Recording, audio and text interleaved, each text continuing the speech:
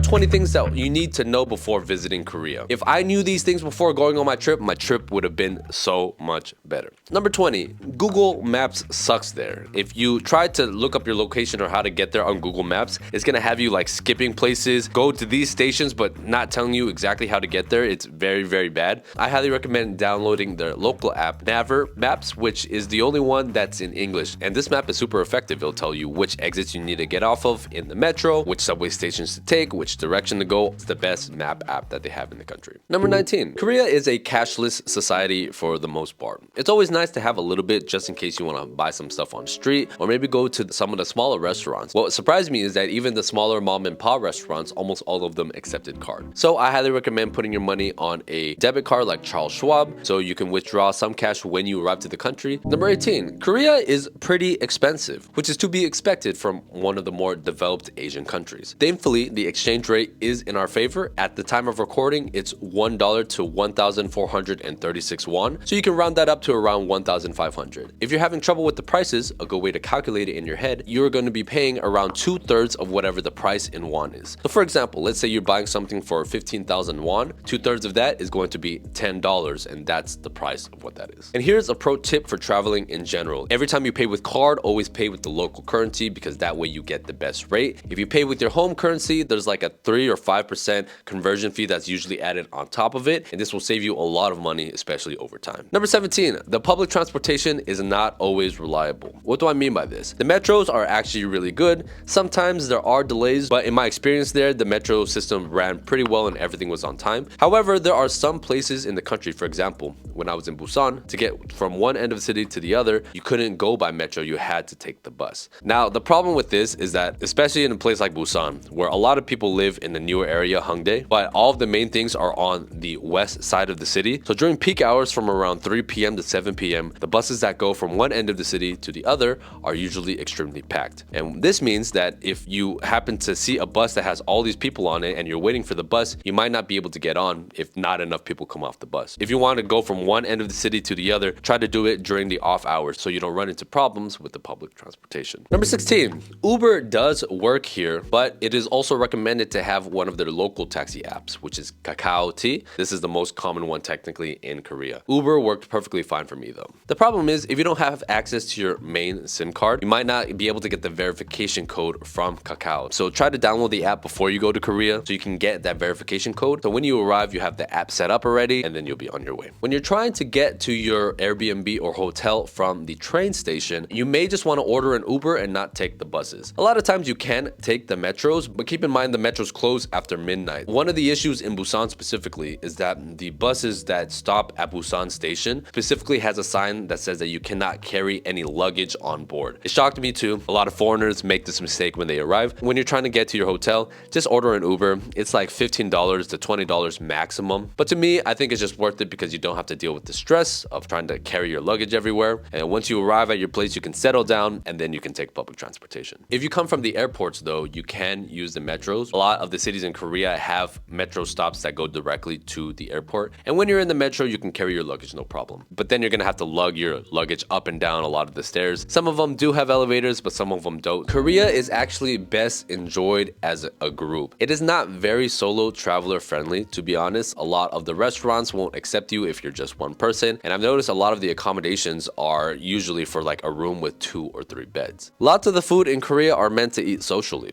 And then you'll see at the restaurants where they have a pay per person system, but usually a minimum of 2 people at least. Especially at night when you're trying to find food, a lot of these places are too much for one person or only meant for 2 people or above. So definitely keep that in mind. I was able to do it as a solo traveler, but compared to a place like Japan where the meals are more catered towards like individual people, Korea, most of the stuff is actually meant to be enjoyed socially. If you go to a Korean restaurant and you're confused to why they did not give you utensils, all you gotta do is check on the sides of the tables. This is one of the coolest things about Korean engineering that I've noticed. They have the spoons and the chopsticks, which are metal, which is a uniquely Korean thing actually. And they also have napkins in theirs. One thing is that if you're eating in Korean restaurants, all of the bachan that they give you, so the kimchi and all the side dishes, these are usually unlimited. So if you want more of this, all you gotta do is ask the server for more, or in a lot of cases, they'll actually have a bar where you can get the kimchi by yourself. The food here is also very spicy, so if you don't like spicy food, you're gonna have a bad time. I travel a lot. It's a little bit of an addiction. Something that's important when you travel a lot is having good luggage, which is why I'm excited to share with you guys today's sponsor, Level 8. Level 8 has a ton of amazing options in different colors and designs that I think you guys will like. I ended up getting the free loop carry-on luggage in green. I personally love the old school vintage look, and I just thought it looked different than any other luggage I've ever seen before. I love how lightweight it is, but the color was the thing that really stood out to me. I really enjoy the clip design that they have, which is different from other luggages. They also have this Gibraltar aluminum carry-on, which is their top of the line luggage. And I have to say that the design is so classy and the high quality material is definitely worth the price. If you're looking for a more practical luggage, they have the Roadrunner, which is the second option that I was thinking about. I really like that it had a laptop case in front of it, has 360-degree wheels. All of the luggage comes with a lifetime warranty, so you never have to worry if it breaks, and they have free shipping to US, Canada, and Europe. So if you guys are interested in stepping up your luggage game, use code whereswes at checkout to get 10% off, or click the link that I'll put in the bio and pinned comment.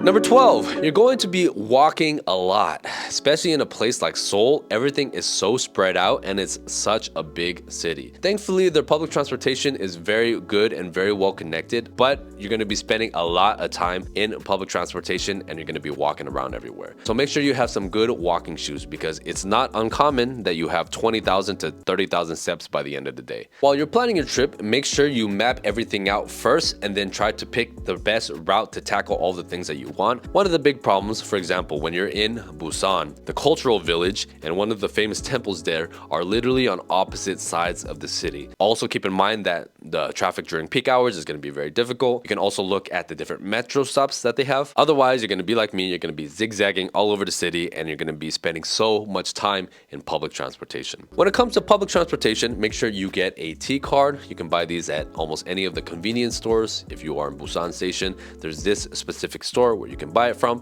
It costs 4,000 won, but you have to refill it with cash, at least at the convenience stores. I think if you use one of the kiosks next to the metro station, you can refill that with card, but don't quote me on that. I know that all of them accept cash though. Number 9, make sure you tap the card every time you get on and off either the metro stations or the buses because they will charge you based on the distance that you travel. So if you don't tap off when you get off and then you tap on another bus in the future, you may get like ridiculously overcharged because now you're on the opposite side of the city, right? So let's talk about some shopping. If you're into shopping like me, Korea kind of has different tiers for what you're looking for. Unfortunately, in my opinion, I think the shopping in Korea overall is not that good because they have a lot of really cheap clothes. However, they're mid-tier items where you can get a shirt for maybe like $40 and then their jackets are maybe like $200, something like that. Those options are really, really good. And then you also have like super high-end stuff or like the super luxury designer brands, but you can get that pretty much anywhere in the world. Some of my recommendations were if you want some of the cheaper stuff, go to the various underground shopping centers all over Korea. Actually, it's not that cheap if I'm being honest. Vietnam, Thailand, those places are definitely much cheaper. You can go to the shopping streets if you want some of the more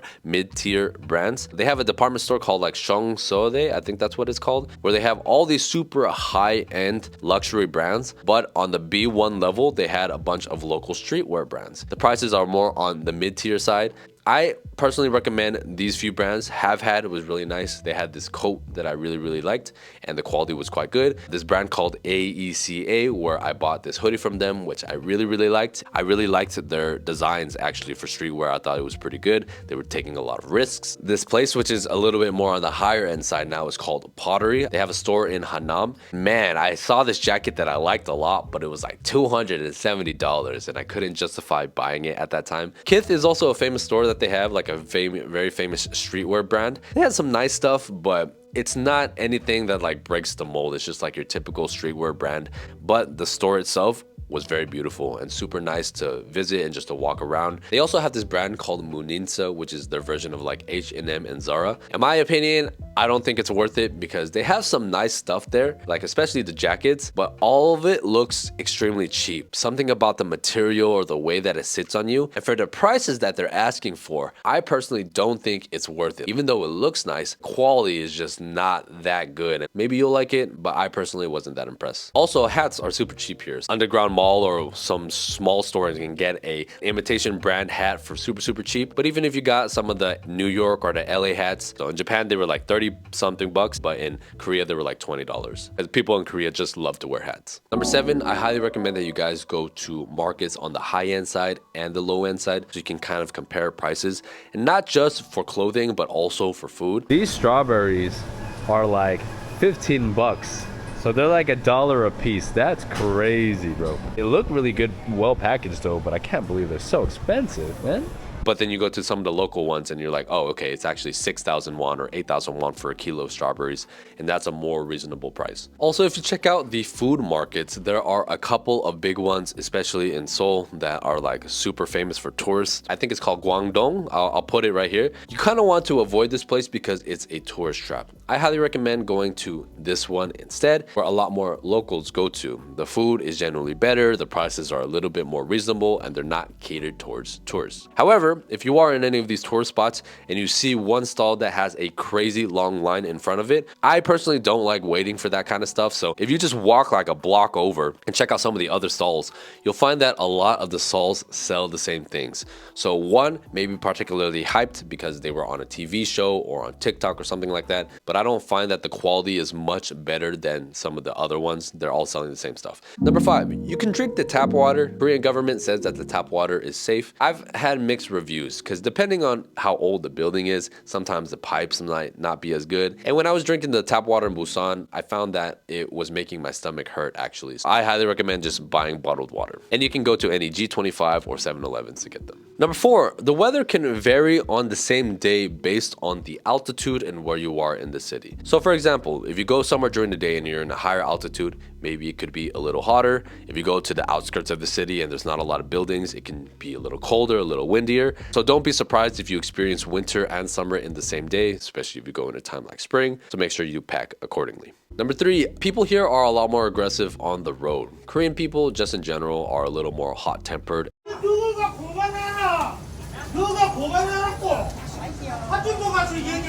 But this not only applies to like the road rules, but then also when you're falling in line for something. Man, these older Korean women, they are so aggressive when you're trying to fall in line. They're constantly trying to cut to get to the front. There's no order when it comes to lines. That's one of the things that shocked me about this country. Number 2, most things happen at night in Korea. During the day, there's not a ton to do. Most people are working, and if you're a tourist, yeah, maybe you can go and see the tourist sites. But in my opinion, Korea really comes alive at night. And one of the coolest things about the country is that there are so many restaurants that are 24 hours or open to extremely late. Korean restaurants in the US were actually the same way, which I really appreciated. If you're a night owl like me, there's tons of activities to do that aren't just going to a bar or going to a club. You can walk around the beach. Some stores I noticed are open. You can be shopping until like 1 or 2 in the morning, which is also crazy. So plan to be out during the night if you really want to experience what Korea has to offer. A lot of the clubs here are very racist towards foreigners. They won't let you in if you're a foreigner, especially if you're a foreign guy. If you look too old or you don't abide by the dress code, they also won't let you in. I was thinking about going out in Seoul, but after I heard all of that, I'm like, it's not worth it. So I just decided to stay in. If you are the younger side, or if you look young, especially if you're a woman, I don't think you're gonna have too many problems. If you are a foreigner and you are not Asian, you are probably going to be stared at. Don't take it too offensively though, because usually it comes from a place of curiosity, even though I'm gonna be honest, East Asian people are some of the most racist people on the planet. East Asian people are even racist to other Asian people. Like Japanese, Chinese, Korean, we all look the same, but we all kind of hate each other. So if we hate each other and we look alike, just imagine what we think of other races, right? That's just how it is. Unfortunately, if you are a foreigner woman, Korean people just think you are easy, and a lot of guys are not gonna take you seriously. They only want to hook up with you because they think you put out easier. And I haven't heard too many experiences from men dating Korean women. It's usually kind of the other way around, where foreign women date Korean men. I actually think Seoul is better if you are a young person rather than an old person, because a lot of the things that makes the city exciting are more catering towards a younger audience. If you're someone older like me and you have traveled to other countries, other Asian countries, and have experienced a lot of life, I found that Seoul honestly doesn't have a lot to offer. The food isn't as good as it is in Busan. The infrastructure is good, but it's very spread out. You're gonna be walking a lot. It's very expensive. In my opinion, if you were to pick between Seoul or going to Busan, I think Busan has a lot more to offer, has nicer things to see. It's a smaller city. The food is better. It's cheaper. You have beach, mountain, and river. The infrastructure is even better in some ways. That's my personal opinion. If you're on the fence between those two cities, go to Busan. I highly recommend that you guys watch this video next. What do you guys think? Do you agree? Do you disagree? Let me know down below, and I will catch you on the next one.